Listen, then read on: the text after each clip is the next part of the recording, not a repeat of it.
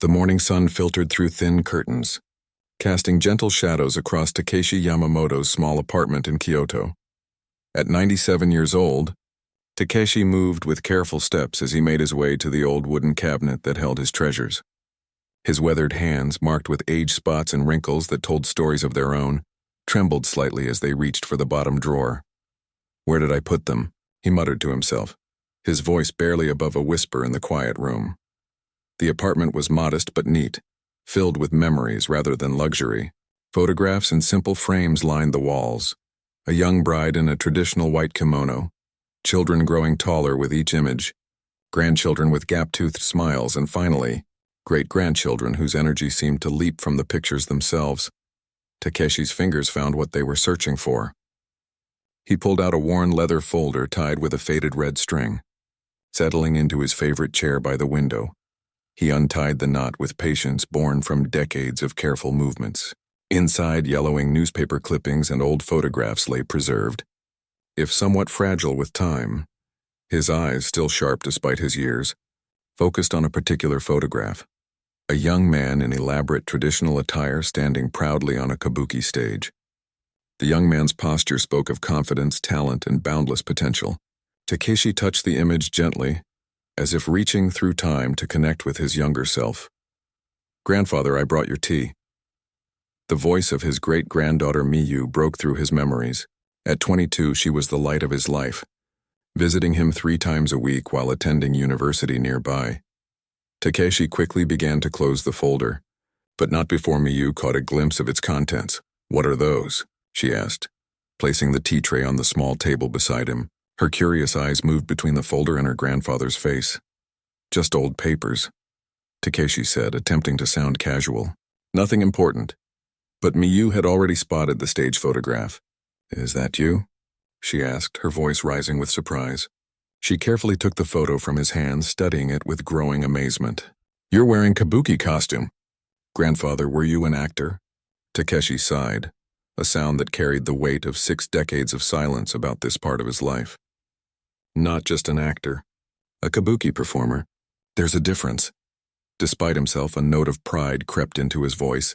"But you never said anything." "Not once in all these years." Takeshi shrugged, his narrow shoulders moving beneath his well-worn sweater. "It was a long time ago. Another life." "How long ago?" Miyu asked, sitting at his feet, her textbooks forgotten in her bag. "The last time I performed on stage." Takeshi paused, calculating. 60 years ago. 1965, Miyu's eyes widened. 60 years. But why did you stop? Were you famous? Are there recordings? Takeshi laughed softly at her enthusiasm. No recordings. Not like today when everyone captures everything on those phones. And famous? No, but I was becoming known. Critics said I had potential. His eyes drifted back to the photograph, seeing not just the image but all that had come before and after it. Then why stop? Miyu pressed. Takeshi took a sip of his tea before answering. My father died suddenly. Heart attack. I was the oldest son. There were my 3 younger sisters to think about, my mother. The kabuki life. It pays little when you're starting. The hours are long, the training never ends. He spoke matter-of-factly without self-pity. I found work at an office. Regular hours. Steady pay. It was the right choice, Miyu looked unconvinced. But to give up something you loved. Life is full of such choices, Takeshi said simply. I don't regret it. But something in his voice made Miyu wonder if that was entirely true. Over the next few days, with Takeshi's reluctant permission, Miyu began to sort through the contents of the leather folder. She discovered programs from performances, more newspaper clippings, some with glowing reviews that mentioned Takeshi by name, and letters from his old teacher praising his dedication and talent. You were really good, she said one afternoon, reading from a review. Yamamoto brings unexpected depth to the role, his movement precise yet flowing with natural grace rare in one so young.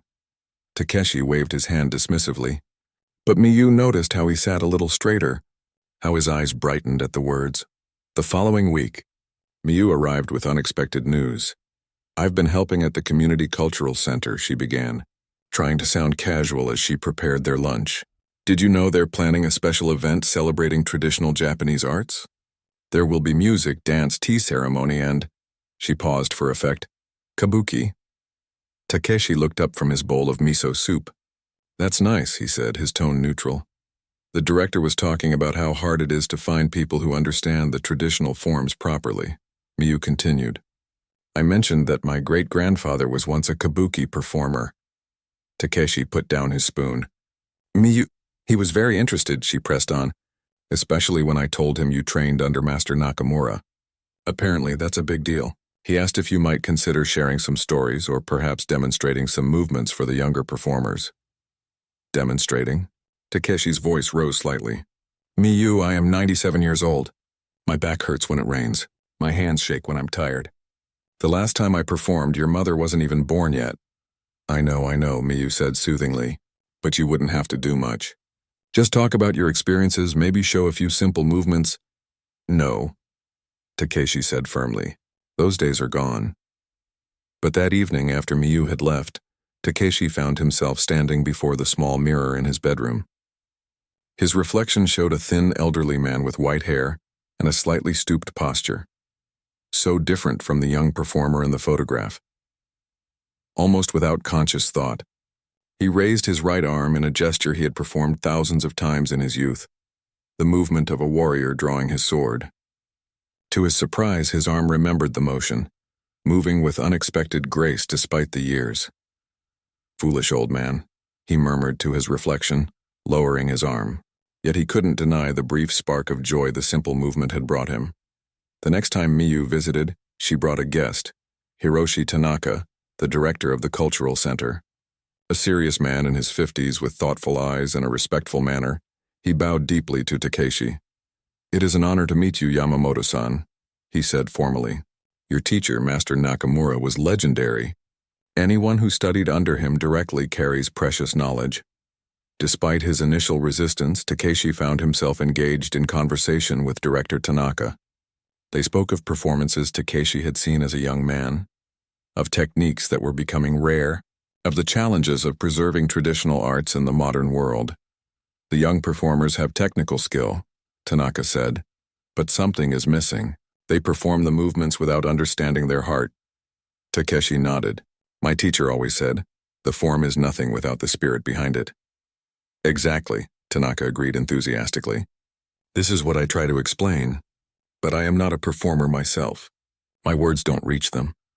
The conversation continued, touching on specific plays and roles. Takeshi found himself describing a particular scene from a classic performance, and without thinking, he used his hands to demonstrate a subtle gesture. Tanaka watched with interest. Your body still remembers, he observed quietly. Takeshi looked at his own hands as if they belonged to someone else. Apparently so, he said, surprised. Would you consider? Tanaka began carefully. No performances, Takeshi interrupted firmly. Those days are past. Of course, Tanaka assured him. But perhaps you might share some wisdom with our young performers? Or simply allow us to record your memories for our archives. Takeshi hesitated. The thought of returning to that world, even in such a limited way, stirred something long dormant within him, a mixture of longing and fear. I will think about it, he said finally. After Tanaka left, Miyu stayed to clear the tea things. He was impressed by you, she said. Takeshi made a non-committal sound. You enjoyed talking about it. Miyu pressed gently. I could see it in your face. Remembering is not the same as doing, Takeshi pointed out. No, Miyu agreed. But it's a start. That night, Takeshi dreamed of the stage for the first time in many years. In his dream, he moved without pain or limitation, his body responding perfectly to his commands. He woke with the echo of applause in his ears and tears on his cheeks. The following morning, he did something he hadn't done in decades. He pushed aside the small table in his living room to create an open space. Then slowly and with great care, he began to move through the basic positions he had learned as a young apprentice. His body protested. His balance wasn't what it once was.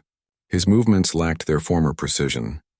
But somewhere beneath the limitations of age, the essence of what he had once been stirred to life. When his neighbor knocked on his door later that morning to check on him, Takeshi was sitting in his chair, breathing harder than usual but with a spark in his eyes that hadn't been there before. Are you well, Yamamoto-san? The concerned neighbor asked. Your face is flushed. I am better than I have been in some time, Takeshi replied truthfully. When Miyu visited 2 days later, she found a different atmosphere in the apartment. The leather folder lay open on the table, its contents spread out, and beside it sat something new, a notebook where Takeshi had begun to write down memories, techniques, and wisdom from his performing days. Does this mean you'll talk to Director Tanaka's students? Miyu asked hopefully. Takeshi looked up from his writing. Perhaps, he said. His voice sounded stronger somehow, more certain. But first I need to remember who I was. Who I am, Miyu smiled, sensing the change in him. I think you're already starting to. As she helped him prepare lunch, Takeshi told her stories he had never shared before, of grueling rehearsals, of mistakes made on stage and masterfully covered, of the indescribable feeling when a performance went exactly right and performer and audience breathed as one. I never thought I would think of these things again, he admitted. After I stopped performing, I packed it all away, not just the physical items, but the memories too. It felt too painful to remember what I had given up. And now? Miyu asked. Takeshi was quiet for a moment. Now, he said slowly. I wonder what might happen if I open that door again just a little. Not to go back, that's impossible, but perhaps to bring something forward from then to now. He looked out the window at the cherry tree beginning to bud in the small garden below. After all, he said with the hint of a smile, what do I have to lose? The cultural center bustled with activity as Director Tanaka led Takeshi through the building. Miyu walked beside her great-grandfather, offering her arm for support when needed, though she noticed he was standing straighter these days. We've converted the old community hall into a proper theater space, Tanaka explained, gesturing toward a set of double doors. Nothing fancy, but the acoustics are surprisingly good. Takeshi nodded, his expression giving little away. It had taken 3 weeks of gentle persuasion from Miyu before he'd agreed to visit the cultural center. Even now, she wasn't entirely sure what had changed his mind. As Tanaka pushed open the doors, Takeshi paused at the threshold. The small theater was empty of people, but for a man who had once lived for the stage, it hummed with possibility. Rows of seats faced a modest stage with simple curtains, nothing like the grand kabuki theaters of his youth. Yet Takeshi felt an unexpected tightness in his chest. Would you like to see the stage? Tanaka asked, watching Takeshi's reaction carefully. Miyu felt her great-grandfather's arm stiffen beneath her hand. For a moment she thought he might refuse, might turn around and head back to the safety of his apartment. Instead, he gave a short nod. They walked slowly down the center aisle. Takeshi's eyes remained fixed on the stage as if sizing up an old adversary. When they reached the front row, Tanaka gestured to some steps at the side. Shall we? Takeshi looked at the steps, then at his great-granddaughter. I think I'll just look from here today, he said quietly. Tanaka seemed to understand. Of course, our event is still 6 weeks away. There's time. They sat in the front row while Tanaka outlined his vision for the cultural festival. Traditional arts would be showcased throughout the day, music, dance, poetry, crafts, culminating in an evening performance that would include elements of kabuki theater. Our challenge is that most of our performers are young. They have technical training but lack the deeper understanding that comes from experience, Tanaka explained. We have videos, of course, but it's not the same as learning from someone who lived through the golden era. Takeshi listened politely but remained non-committal. As they were preparing to leave, a group of young people entered the theater from a side door, laughing and talking among themselves. Seeing the director, they bowed respectfully. Perfect timing, Tanaka said. These are some of our performers. They've been rehearsing for the festival. He turned to the group. This is Yamamoto-san, who studied under Master Nakamura himself. The young people's eyes widened and they bowed more deeply. One young man stepped forward, introducing himself as Kenji. Master Nakamura's techniques are legendary, Kenji said earnestly.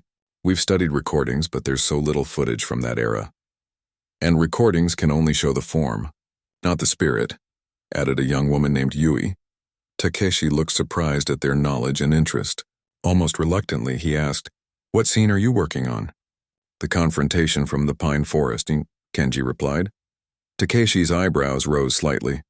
Ambitious. The emotional transitions in that scene are challenging. We're struggling with it, Yui admitted. Especially the moment where pride turns to realization. Before he could stop himself, Takeshi said, That moment isn't just in the face or hands. It begins in the core and moves outward like a wave. The young performers looked at him intently. Kenji hesitated, then asked, "Could you possibly show us what you mean?" Miyu held her breath, expecting her great-grandfather to refuse. Instead, Takeshi was quiet for a moment, then slowly rose from his seat. "I cannot perform as I once did," he cautioned, "but perhaps I can demonstrate the principle." With Miyu's help, he made his way up the steps to the stage. The young performers gathered around, their faces eager. Takeshi stood at the center of the stage, and Miyu was struck by how different he looked there, as if the space itself was transforming him. "In this scene," Takeshi began, his voice taking on a quality Miyu had never heard before, "the character believes he has won through deception. His pride is at its peak." Takeshi's posture shifted subtly, his chin lifting, his shoulders squaring despite his age. Then comes the moment he realizes he himself has been deceived. With a precision that belied his 97 years, Takeshi demonstrated how the realization should flow through the body. A slight widening of the eyes, a barely perceptible change in breathing, the proud posture crumbling from within before manifesting outwardly. The young performers watched in silent amazement. When he finished, they burst into applause. "That was incredible," Kenji said. "I've never understood it so clearly." Takeshi waved away the praise, but Miyu could see the faint flush of pleasure on his cheeks. As they left the theater, she noticed he was walking more steadily, as if the brief time on stage had somehow strengthened him. In the following days, Takeshi surprised Miyu by suggesting they return to the cultural center. The young people might have questions, he explained with feigned casualness, about technique. These visits soon established a pattern. Twice a week, Takeshi would observe the rehearsals, occasionally offering guidance when asked. He never performed full scenes, always insisting his role was merely to advise. Yet Miyu noticed how alive he became in the theater, how his hands would sometimes move in half-remembered gestures as he watched the young performers. At home, changes were happening too. Takeshi began exercising each morning, simple movements adapted from his training days to improve his balance and flexibility. He retrieved more mementos from storage, including an old folding fan used in performances, which he now practiced opening and closing to strengthen his fingers. "Your hands seem steadier," Miyu observed one afternoon as she watched him precisely cut vegetables for their lunch. "The exercises help," Takeshi admitted. "My doctor is surprised. He says my blood pressure has improved." What Takeshi didn't say was that he had also begun practicing in private. Each morning before his great-granddaughter's visits, he would clear the small space in his living room and work through basic movements, pushing a little further each day. Sometimes his body cooperated, sometimes it resisted painfully, but the discipline of daily practice had awakened something in him that had been dormant for decades. 3 weeks before the festival, Director Tanaka approached Takeshi after a rehearsal. "The young performers have improved tremendously thanks to your guidance," he began. "I have a request, though I understand completely if you decline." Takeshi waited, suspecting what was coming. "Would you consider performing a short piece during the festival?" "Nothing strenuous. Perhaps the opening monologue from The Old Cherry Tree. It's brief but powerful, and who better to perform it than someone who truly understands its meaning?" Miyu, standing nearby, watched her great-grandfather's face carefully. She expected immediate refusal. Instead, Takeshi was quiet, his eyes distant as if seeing something beyond the present moment. "I will think about it," he finally said. That evening, after returning to his apartment, Takeshi took out his old script of The Old Cherry Tree from the leather folder. The monologue Tanaka had mentioned was indeed brief, barely 3 minutes when performed properly. It told the story of an elderly gardener reflecting on a cherry tree he had planted as a young man, now blossoming in its full glory while he approached the end of his life. Takeshi read the familiar words aloud, his voice gaining strength as he continued. The parallels to his own life were not lost on him, the long dormancy followed by unexpected flowering. When Miyu visited the next day, she found him sitting with the script in his lap. "You're considering it," she said, trying to keep the excitement from her voice. "It would be foolish," Takeshi replied. "I haven't performed in 60 years. My voice is not what it was. My movements are limited by age. But," Miyu prompted, sensing there was more. Takeshi sighed. "But when I read these words now, I understand them differently than I did as a young man. Back then I could perform the emotions. Now I have lived them. Over the next few days, Takeshi alternated between determination and doubt. He would practice the monologue with growing confidence, then suddenly declare the whole idea absurd and impossible. Miyu learned to ride these waves with him, offering encouragement during the low moments, practical help during the high ones. If, and I say if, I were to do this, Takeshi said one evening, I would need proper clothes. Not a full costume, but something appropriate. The following day, Miyu brought her friend Hana, who worked in the university's theater department. Hana took measurements and promised to find something suitable, traditional but not too elaborate, dignified but allowing for movement. As the festival approached, Takeshi's practice sessions grew longer and more focused.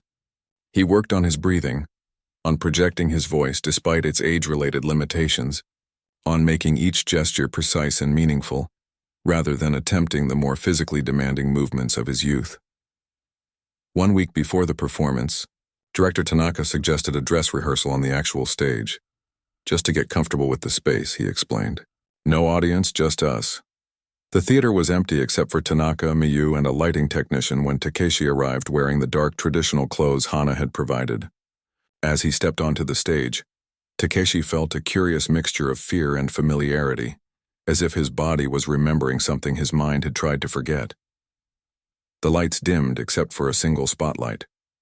Takeshi stood in its glow, script in hand, though he now knew the words by heart. Whenever you're ready, Tanaka said quietly from the front row. Takeshi nodded, took 3 deep breaths as he had been taught so long ago, and began to speak. His voice, though aged, carried clearly in the small theater. He spoke of the cherry tree of seasons passing, of beauty that comes in its own time. As he continued, something remarkable happened. His hand holding the script lowered to his side, unneeded. His posture transformed, his gestures becoming more assured. By the end of the monologue, when the old gardener speaks of finding unexpected joy in life's final season, Takeshi's eyes shone with genuine emotion. When he finished, the small theater was completely silent for several seconds.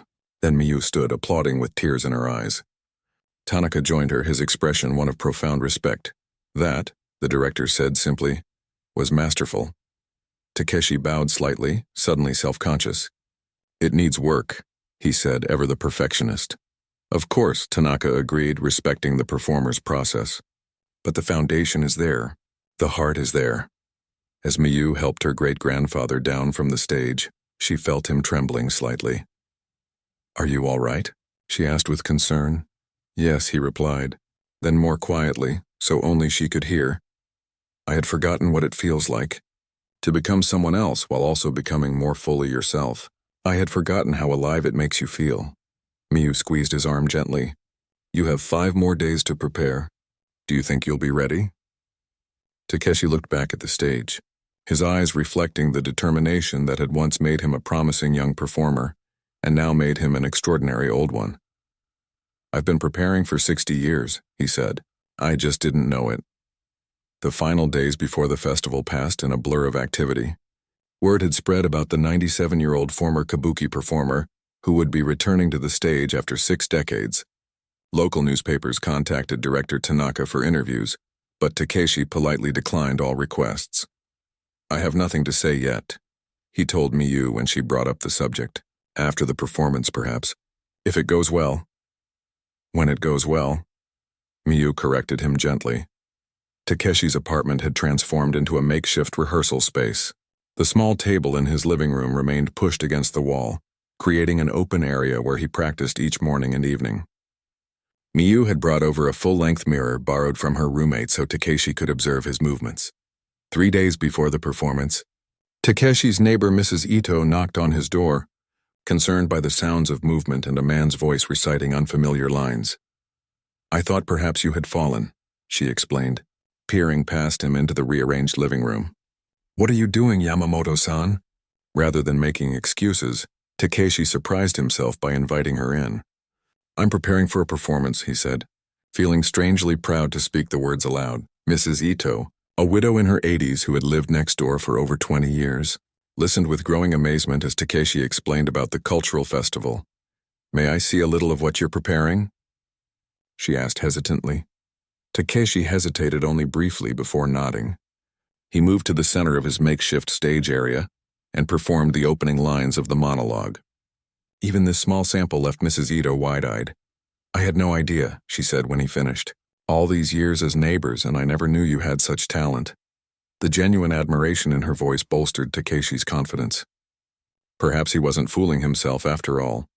The next morning, Mrs. Ito returned with homemade miso soup and rice balls. "For strength," she explained. "My husband was a musician. I remember how he would forget to eat properly before important performances." This small kindness touched Takeshi deeply. As the day of the festival approached, other small miracles occurred. The young performers from the cultural center, led by Kenji and Yui, visited to wish him well and present him with a handcrafted folding fan to use during his performance. His doctor, upon hearing about the upcoming event during a routine checkup, gave him exercises to loosen his joints without straining them. "Your blood pressure is better than it's been in years," the doctor noted with surprise. "Whatever you're doing, keep it up." The night before the performance, Takeshi couldn't sleep. He sat by his window, looking out at the quiet street below, his mind replaying the monologue again and again. Doubt crept in like an unwelcome visitor. What if his memory failed him on stage? What if his voice gave out? What if, worst of all, the audience pitied rather than appreciated his efforts? As dawn broke, Takeshi finally dozed off in his chair, the script still in his lap. He was awakened by a knock at his door. Miyu had arrived early, concern evident on her face when she saw he was still in yesterday's clothes. "Did you sleep at all?" she asked, already moving toward the kitchen to prepare tea. "Enough," Takeshi lied, not wanting to worry her. While the water boiled, Miyu opened the curtains wide, letting the morning sunlight fill the apartment. "It's going to be a beautiful day," she said. "Perfect for the festival." Takeshi nodded absently, his mind still caught in the web of his anxieties. Miyu brought him tea and sat beside him. "What's bothering you, grandfather?" "You've been practicing for weeks. You know the monologue perfectly." Takeshi stared into his teacup, finding it difficult to express the feelings swirling within him. "It's not about remembering the words," he finally said. "It's about facing an audience again, about being seen." He looked up at his great-granddaughter. "For 60 years I've been invisible in many ways. Just an old man growing older. Today people will look at me and remember that I was something else once, and they will judge whether anything of that person remains." Miyu took his weathered hand in hers. "They will see you, grandfather. The real you, the one that has always been there, whether on stage or not." Her words settled something within him. Takeshi squeezed her hand and then rose with new determination. "I should get ready." The cultural center was already buzzing with activity when they arrived. The festival had begun in the morning with demonstrations of tea ceremony and calligraphy in the outer rooms. The theater performances would begin in the afternoon, with Takeshi's monologue scheduled just after the intermission. Director Tanaka had arranged a small room backstage where Takeshi could rest and prepare. As Miyu helped him settle in, they could hear the muffled sounds of the audience gathering in the theater. "It's a full house," Tanaka reported when he came to check on them. "Word has spread. There's even a reporter from the regional newspaper." Rather than increasing Takeshi's anxiety, this news strengthened his resolve. He sat quietly, breathing deeply as he had been taught so many years ago, centering himself for the performance ahead. An hour before he was due on stage, there was a knock at the door.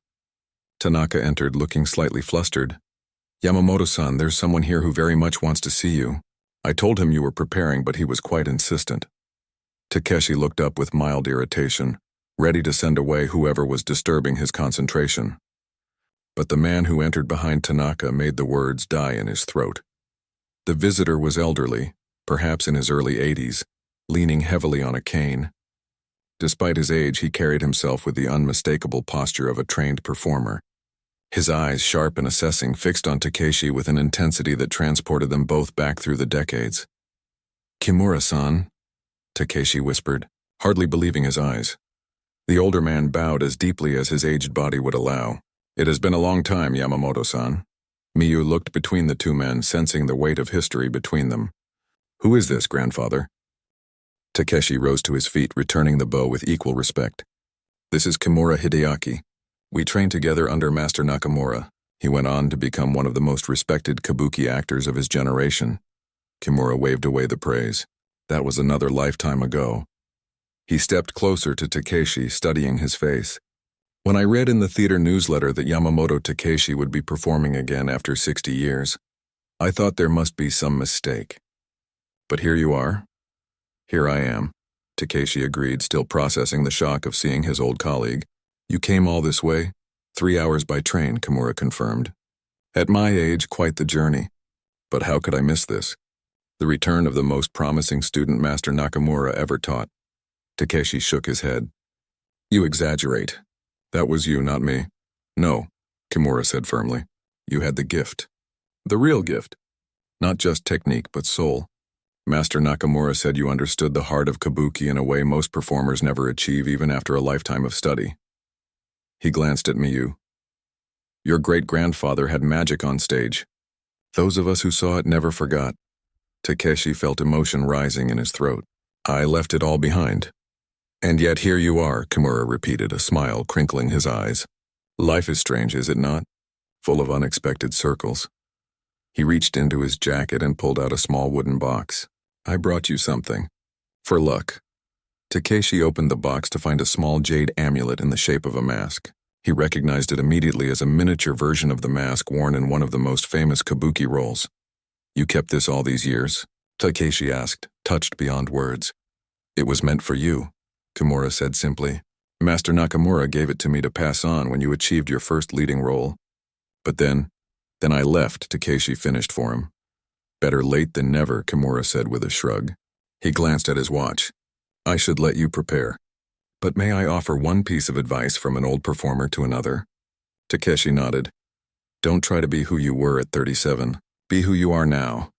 With all you've lived and learned since then, that is where the true performance lies. With those words and another respectful bow, Kimura left, promising to be in the audience. The unexpected reunion left Takeshi in a curious state of calm. The fears that had plagued him seemed to have dissolved. He carefully placed the jade amulet in his pocket, feeling its weight as a connection to his past and a blessing for his present. When it was finally time, Miyu helped him into his performance clothes, not the elaborate costume of full kabuki, but traditional dress that honored the art form while acknowledging the limitations of age. Are you nervous? She asked as they stood in the wings waiting for his introduction. Takeshi considered the question honestly.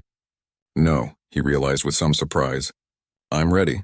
Director Tanaka appeared beside them. The audience is waiting, he said. There's quite a buzz out there. Through the gap in the curtains, Takeshi could see the theater was indeed full. In the front row, he spotted Mrs. Ito sitting beside Kimura, both of them looking expectantly toward the stage. Tanaka stepped out to introduce him. The audience grew quiet as the director spoke of tradition, of art passed down through generations, of bridges between past and present. Then he spoke Takeshi's name and applause filled the theater. Miyu squeezed her great-grandfather's hand one last time. Show them who you are, she whispered. Takeshi nodded, took a deep breath and stepped out onto the stage. The spotlight found him, warm against his face. The applause continued for several moments before fading to an expectant hush. Looking out at the sea of faces, Takeshi felt something settle within him, a certainty, a rightness. His hand touched the jade amulet in his pocket. He thought of Kimura's words, of Master Nakamura's teachings, of the 60 years that had brought him to this moment. Then, in a voice that carried surprising strength and clarity, he began to speak the opening lines of The Old Cherry Tree, the story of a man who, in the winter of his life, finds unexpected blooming. The theater fell into complete silence as Takeshi's voice filled the space. For the first few moments, there was a slight tremor in his words, betraying his nerves. But then something remarkable happened. As he spoke of the old gardener watching his cherry tree blossom, his voice steadied, growing stronger and more resonant with each line. From her position in the wings, Miyu watched in awe. This wasn't the great-grandfather she knew, the quiet man who sipped tea by his window and reminisced about the past. On stage, Takeshi seemed to have shed the weight of his years. His posture remained that of an elderly man, yet it now conveyed dignity rather than frailty. In the audience, Kimura leaned forward in his seat, his eyes never leaving his old friend. He recognized the technique, the precise control of breath, the economy of movement where each gesture carried meaning. But there was something more happening, something beyond technique. The monologue told the story of an old gardener who had planted a cherry tree as a young man. For decades, he tended it through seasons of struggle and prosperity. Now, in the winter of his life, as he prepared to say goodbye to his beloved garden, the tree bloomed more gloriously than ever before, as if offering a final gift. As Takeshi spoke, he slowly moved across the stage, his movements deliberate but fluid. When he described the young gardener's optimism, his hand reached upward, fingers stretched toward possibility. When he spoke of the hard years, his body seemed to curl inward, shoulders bowing under invisible burdens. And when he described the unexpected final blooming, his arms opened wide, embracing the beauty of this last gift. In the third row, a young woman wiped tears from her eyes. She had come only because her university professor had offered extra credit for attending the cultural festival. She had expected to be bored by an old man reciting ancient text. Instead, she found herself completely captivated, seeing in the story a reflection of her own grandfather's quiet dignity. Takeshi reached the climax of the monologue, where the gardener realizes that the tree's magnificent blooming is not despite its age but because of it, the culmination of decades of growth, struggle, and resilience. His voice carried a wisdom that could only come from having lived those words, not merely performed them. The blossoms do not regret their late arrival, Takeshi said, his eyes scanning the audience with surprising clarity. They bloom when they are ready and in doing so fulfill their purpose. The final lines approached. In rehearsals, Takeshi had always delivered them well, but now, standing before a real audience, something deeper emerged. As he spoke of the gardener's joy in witnessing this final flowering, his hand moved to his heart, and his voice filled with genuine emotion. And so I too will bloom until the end, he concluded, grateful for this last season of beauty. For 3 heartbeats after he finished, the theater remained in perfect silence. Then, as if released from a spell, the audience erupted in applause. People rose to their feet, their clapping growing louder as Takeshi stood center stage, momentarily frozen by the response. Director Tanaka appeared at his side, guiding him into a bow. The applause continued, washing over Takeshi like a wave. He spotted Kimura in the front row, the old performer nodding in profound appreciation. Next to him, Mrs. Ito was applauding with tears streaming down her face. As Takeshi straightened from his bow, his eyes found Miyu in the wings. Her hands were pressed to her mouth, her eyes shining. The pride on her face struck him more deeply than all the applause combined. With Tanaka's help, he made his way off the stage, legs suddenly shaky now that the performance was over. Once in the wings, Miyu rushed to embrace him. "Grandfather, that was," she began, but words failed her. Takeshi nodded, understanding what she couldn't express. He felt it too, a curious mixture of exhaustion and exhilaration, as if he had both emptied and filled himself in those brief minutes on stage. "I need to sit," he said, suddenly aware of his physical limitations again. Back in the small preparation room, Takeshi sank gratefully into a chair. His hands were trembling, but not from age or weakness, from the intensity of emotion. "Water?" Miyu asked, already pouring him a glass. Takeshi sipped slowly, gradually coming back to himself. Outside, they could hear the festival continuing, the next performance being introduced. "How do you feel?" Miyu asked, studying his face for signs of strain. Takeshi considered the question carefully. "Like I've been asleep for 60 years, he finally said, and just woke up. A knock at the door interrupted them. Director Tanaka entered, his face alight with excitement. "Yamamoto-san, that was extraordinary," he said. "The audience is still talking about it. There are people who would like to meet you, including the reporter from the regional newspaper. I told them you might need to rest first." "Yes," Takeshi said, "a short rest. Then I will meet with them." After Tanaka left, promising to return in 15 minutes, Miyu helped her great-grandfather to a more comfortable position, placing a cushion behind his back. "You're a hit," she said, smiling. "A star at 97. Takeshi chuckled. "Hardly a star. But it felt good, Miyu. Better than I remembered." "Because now you truly understand the words," came a voice from the doorway. Kimura stood there leaning on his cane, his eyes bright with appreciation. "May I come in?" At Takeshi's nod, the old performer entered, settling himself carefully in the chair opposite. Well, my friend, Kimura said, it seems Master Nakamura was right about you after all. You're too kind, Takeshi replied automatically. Kimura waved away the modesty. No, I'm too old for false praise. What you did out there was special. Not technically perfect, we're both well past that, but something more valuable. You showed them the truth behind the words. The two old performers sat in companionable silence for a moment, a lifetime of shared understanding passing between them. I never asked, Takeshi said eventually. After I left, was Master disappointed in me? Kimura's expression softened. No, he understood family duty. He always said you would return to the stage someday when the time was right. He smiled, though I don't think even he imagined it would take 60 years.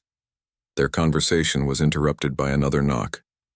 This time it was the young performers Kenji and Yui, along with several others from the cultural center. Forgive the intrusion, Kenji said, bowing deeply. We just wanted to thank you. What you showed us today, he struggled to find the words. We've been studying technique for years, but today we saw what it means to truly embody a role. The young performers crowded into the small room, their faces eager and respectful. They asked questions about Takeshi's training, about how he prepared mentally, about what he was thinking during specific moments of the monologue. Takeshi answered each question thoughtfully. As he spoke, he noticed how attentively they listened, how they seemed to be committing his every word to memory. It struck him that he was passing something on, not just technique or advice, but a connection to a tradition that had shaped his life, even during the decades he'd been absent from it. When Director Tanaka returned, he brought the promised reporter, a middle-aged woman with intelligent eyes and a notebook. Yamamoto-san, your performance was deeply moving, she said after introductions. Would you mind answering a few questions about your return to the stage after so many years? As the small room grew more crowded, Miyu noticed her great-grandfather's energy beginning to wane. His answers, while still thoughtful, became briefer. She caught his eye, reading the fatigue there. Perhaps we could continue this tomorrow, she suggested. My great-grandfather needs rest. There were murmurs of understanding. The young performers bowed respectfully before leaving. The reporter arranged to visit Takeshi's apartment the following afternoon. Kimura was the last to leave, pressing Takeshi's hand warmly between his own. Until next time, the old performer said, with a knowing look that suggested he was certain there would be a next time. Finally, only Miyu and Takeshi remained in the quiet room. The sounds of the festival continued outside, but they seemed distant now, like waves breaking on a faraway shore. Should we go home? Miyu asked. Takeshi nodded, suddenly feeling every one of his 97 years. The performance had taken more from him physically than he had anticipated. Yet as Miyu helped him to his feet, he felt no regret for the exertion. Are you all right? She asked, concerned by his silence. Yes, he said, and meant it. Just thinking. About what? Takeshi smiled faintly. About how strange life is. For 60 years, I believed that chapter of my life was closed forever. I locked it away so completely that I almost forgot it had ever existed. And yet here I am, an old man. And suddenly the story continues. As they made their way slowly through the backstage area toward the exit, several festival attendees recognized Takeshi. They bowed respectfully, some asking to shake his hand, others simply saying thank you as he passed. An elderly woman pressed a small bouquet of flowers into his hands, too overcome with emotion to speak. By the time they reached Takeshi's apartment, the sun was setting. Miyu helped him into his favorite chair by the window, placing the flowers in a vase nearby. Tea? She offered. Please, Takeshi said, his voice raspy from the day's exertions. As Miyu moved about the small kitchen, Takeshi gazed out at the darkening sky. His body ached, but his mind felt surprisingly clear, as if the fog of years had been blown away by those brief minutes on stage. The jade amulet still rested in his pocket. He took it out, running his thumb over its smooth surface. So many years had passed since he had left that world behind. So many quiet days of routine and responsibility. He had never regretted his choice. His family had needed him, and he had done his duty. But now he understood that something essential had been waiting within him all along. Dormant but not dead, ready to bloom when the season was right. Miyu returned with the tea, settling into the chair opposite him. What happens now, grandfather? Takeshi cradled the warm cup in his hands. I don't know, he said honestly. But for the first time in many years, I'm curious to find out. The morning after the performance, Takeshi woke earlier than usual. For a moment he lay still, wondering if the previous day had been a dream. But the pleasant ache in his muscles and the vase of flowers on his bedside table confirmed the reality of it all. He rose slowly, his body protesting more than usual. The performance had demanded more of him physically than anything he had attempted in decades. Yet beneath the discomfort, he felt a curious lightness as if some long-carried burden had been set down at last. Moving to the window, he opened the curtains to let in the morning light. The street below was already busy with people heading to work, students walking to school, shopkeepers opening their businesses. The ordinary rhythm of life continued, yet Takeshi felt as though he was seeing it all through new eyes. The newspaper lay outside his door, delivered as it was every morning. The cultural festival had earned a small mention on the local news page, but there was nothing about his performance. Takeshi felt a momentary twinge of disappointment, followed by amusement at his own vanity. What had he expected? Headlines announcing the return of a performer no one remembered? He was preparing a simple breakfast when his phone rang. It was Miyu. Grandfather, have you seen? She asked excitedly, not bothering with a greeting. Seen what? Takeshi replied, confused. The video! Someone recorded your performance and posted it online. It's being shared everywhere. Even my professor mentioned it in class this morning. Takeshi frowned. A video? I didn't know anyone was recording. Someone in the audience used their phone. The quality isn't perfect, but... Miyu paused. Grandfather, people are talking about it. They're saying it's beautiful and moving. There are thousands of views already. Takeshi sat down, trying to absorb this unexpected development. The idea of his performance being viewed by strangers, by people who hadn't been in the theater, felt strangely intrusive. Yet there was something fitting about it, too. A performance seen by more people in one day than he had performed for in his entire early career. The reporter is still coming this afternoon, right? Miyu continued. Yes, at 2 o'clock, Takeshi confirmed, glancing at the clock. He had several hours to prepare himself. I'll be there too, Miyu promised. And grandfather? I'm so proud of you. After they hung up, Takeshi finished his breakfast, then spent some time tidying his already neat apartment. His mind kept returning to the idea of the video, of unknown people watching his performance. What did they see? An old man reliving past glories? A curiosity? Or did they perhaps see what he had felt on that stage? The culmination of a lifetime's experience brought to bear on words he now truly understood. At noon there was a knock at his door. Expecting Miyu, Takeshi was surprised to find Director Tanaka standing there looking slightly flustered. Forgive the intrusion, Yamamoto-san, Tanaka said, bowing. May I come in? There's something we need to discuss. Takeshi invited him in, offering tea which Tanaka accepted gratefully. I don't know if your great-granddaughter has told you, but a video of your performance has become somewhat popular, Tanaka began. She mentioned it, Takeshi said. I'm still trying to understand what that means. Tanaka pulled out his tablet and showed Takeshi the video. It had been taken from part way back in the audience, but the quality was better than Takeshi had expected. He watched himself on the small screen with a strange detachment, as if observing a stranger. The comments are overwhelmingly positive, Tanaka explained, scrolling down to show Takeshi. People are moved by your performance, by your story. The Cultural Center has been receiving calls all morning, from other cultural organizations, from theater groups, from television stations. Takeshi looked up sharply. Television? Tanaka nodded. A morning show wants to interview you, and the National Theater has called. They're planning a special event on the preservation of traditional arts, and they're interested in having you participate. I'm not sure I understand, Takeshi said slowly. I performed one short monologue. I'm 97 years old. What could they possibly want from me? Tanaka set down his teacup, considering his words carefully. What you did on that stage was remarkable not just because of your age, but because of the quality and depth of your performance. You connected people to a tradition, to an art form in a way that years of academic discussion cannot. Before Takeshi could respond, there was another knock at the door. This time it was Mrs. Ito, his neighbor. Yamamoto-san, I'm sorry to interrupt, she said, but there are people outside your building. Reporters, I think. They're asking about you. Takeshi exchanged a surprised look with Tanaka. Perhaps I should speak with them, the director suggested, to give you some time to think about all this. As Tanaka left to address the reporters, Mrs. Ito lingered. I wanted to thank you again for yesterday, she said. My grandson has watched the video 5 times. He's never shown any interest in traditional arts before, but now he has questions about kabuki. He wants to know if there are classes he could take. This simple comment affected Takeshi more deeply than all of Tanaka's news about media interest. The idea that his performance had sparked curiosity in a young person had created a connection to a tradition that might otherwise have remained foreign and distant. This felt significant in a way that interviews and special events did not. By the time Miyu arrived an hour later, the small crowd outside had dispersed thanks to Tanaka's intervention.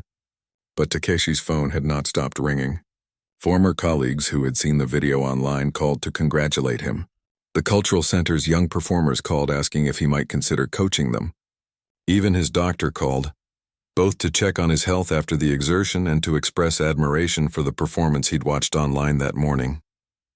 It's overwhelming, Takeshi admitted to Miyu as they prepared for the reporter's visit. I don't understand why people are so interested.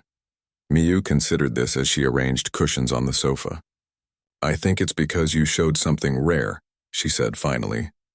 In a world obsessed with youth, you showed the beauty and value of age and experience. You didn't try to hide your years or apologize for them. Instead, you revealed how they've deepened everything about you. The interview with the reporter went better than Takeshi had expected. She asked thoughtful questions about his early training, about his decision to leave performing, about his feelings returning to the stage after so many years. Takeshi found himself speaking more openly than he had intended, sharing not just facts but emotions, the mixture of regret and peace he had felt about his choice, the unexpected joy of reconnecting with his art, the strange sensation of being truly seen after decades of invisibility. What comes next for you? The reporter asked as the interview drew to a close. Takeshi was silent for a moment. I don't know, he admitted. At 97, one doesn't generally make long-term plans. But if age were no obstacle? She pressed gently. Takeshi glanced at Miyu, who watched him with encouragement in her eyes. I would like to pass on what I know, he said finally. Not to perform again myself, once was enough, but to help young people understand the heart of the art, not just the form of it.